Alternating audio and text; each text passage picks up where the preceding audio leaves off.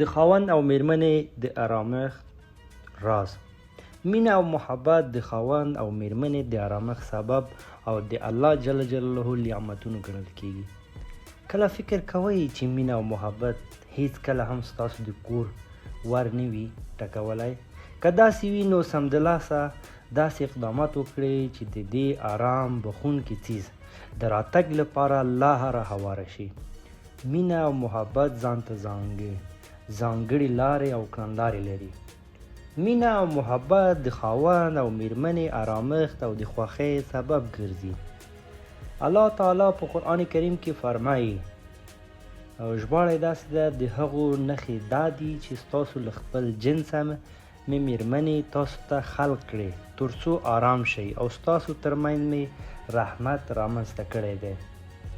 هر څومره چې کورنی چاپیریال له مینې او محبت ډک وي نو د ښځې او خاوند ترمنځ اړیکې او عاطفې ډیریږي. مینې چارچوکاټ څه دی او یو بل ملاتړ. مینه یعنی ملاتړ کول کله چې ښځه او میړه د ژوند په سختو پړاوونو کې د یو او بل ملاتړ وکړي. نه یوازې دا چې پر اولادونو یې مثبت اغیزه کوي بلکې د ژوند اړیکې لا پسې غښتلې او دوامداره کیږي. آیا خپل میرمن مو د زړه له تله مینه منلې ده؟ آیا خپله میرمن مو د زړه له تله منلې ده؟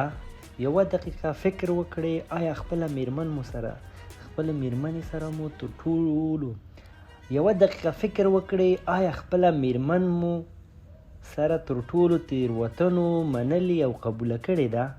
میرمنې سره رښتینې مینه دا ده چې هغه سره ټولو خوبیانو او بدیو ومنئ. منل او قبلول د زوجینو د اړیکې اساس ګڼل کیږي. که خاوند او میرمنه او یو بل نیمګړتیاوې ټولې ومني نو دا ژوند د لا ښه والي لپاره لاره هواروي. میرمنې سره د دوستۍ تر ټولو غوره لاره.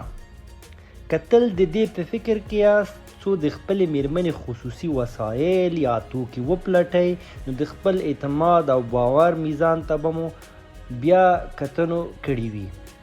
مینه یعنی اعتماد یعنی ژمنه او ژمنه یعنی د زړه له تله یو بل منل.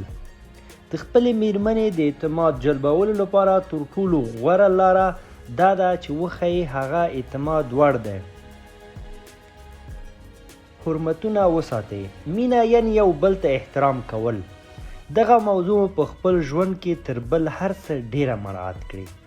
یو او بل د احترام اړخونه پیدا او پر هغو تمرکز وکړئ. خپلې میرمنې ته مو ووایئ چې هغه تاسو ته یو محترم یو ښاغلی فرد دی. د دې رنګ او بوی احترام ژوند ته بدلون ورکوي او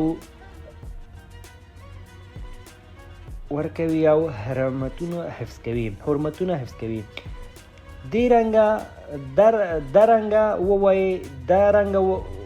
دا رنګ او بوی احترام ژوند ته بدلون ورکوي او حرمت حفظوي. دې رنګ او بوی احترام ژوند ته بدلون ورکوي او حرمتونه حفظوي. خپلو منځو کې مو مذاکره او خبرې اترې وکړئ. د خپل ژوند شریکې سره له ژورو خبرو اترو کولو مه ویریږئ. دا د ستونزو د لرې کولو تر ټولو ښه او مناسبه لار ده. مینه یعنی د توپیرونو او یو بل مشترکو ټکو موندل او پیدا کول دي. مذاکرې کې به له یو څه تیریږي څو بل څه ته ورسیږي او په ژوند کې مو تعادل او برابرۍ رامنځته شي. مینې لوړې او ژورې. د زوجینو ترمنځ معمولا یو لویه ستونزه دا وي چې خپل احساسات او عواطف او یو بل ته په سمه توګه نه بیانوي. کله ناکله دا څرګندیږي چې ښځه او میړه خپل مینه په نامناسبو عبارتونو کې بیانوي. ډیر زوجین دغه امر ته د ژوند په پیل کې پام کوي خو وروستیو دومره ارزښت نه لري. پکار ده چې د ژوند په ټولو پړاوونو کې توجه وشي.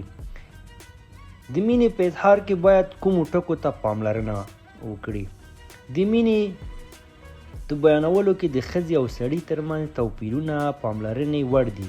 نارینه د مینه ناکو خبرو او ډالۍ اخیستلو په مرسته میرمنې ته د مینې اظهار کوي او ښځینه بیا په ښه پخلي او یا ښه کور کولو خپل خاوند ته د مینې اظهار کوي.